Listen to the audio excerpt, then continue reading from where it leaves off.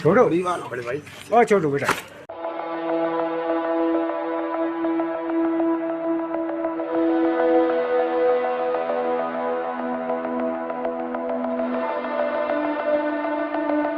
আসসালামু আলাইকুম। ওয়ালাইকুম আসসালাম। অসংখ্য ধন্যবাদ ভাইজান আপনাকে কথা বলার সুযোগ করে দেওয়ার জন্য। তো ভাইজান সর্বপ্রথমে জানতে চাচ্ছি আপনি কেমন আছেন?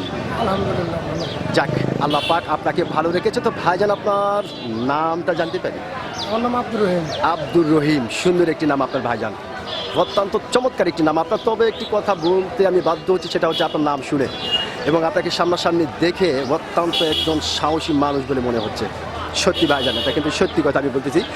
তো ভাইজান, যেহেতু আপনি একজন সচেতন মানুষ এবং একজন সাহসী মানুষ, সেই ক্ষেত্রে এই বিষয়টি আপনার কাছ থেকে জানতে চাচ্ছি যে এখন পর্যন্ত ভারতের জমিনে শুধু মুসলমান হওয়ার কারণে মুসলিমদেরকে মারধর করা হচ্ছে এবং কি তাদের মাথার টুপি খুলে নিতে বাধ্য করা হচ্ছে।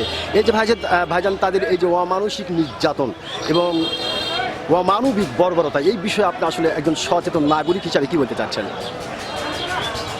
ধন্যবাদ আপনাকে। এই বিষয়ে আসলে কেমন কিছু বলতে চাই না, যেহেতু আমাদের পার্শ্ববর্তী দেশ, আর জি। মুসলমানদের উপর নির্যাতন যদি অন্যায়ভাবে হয়ে থাকে তাহলে তো সেটাও চূড়ান্ত মানবাধিকার লঙ্ঘন। জি এই বিষয়ে যদি সে দেশের সরকারকে দেখা উচিত, তারা যদি না দেখে তাহলে আন্তর্জাতিক যে আইন আছে সেই আইন অনুযায়ী তাদের বিরুদ্ধে ব্যবস্থা নেওয়া উচিত, জি জি জি এটা বলে আমি মনে করি।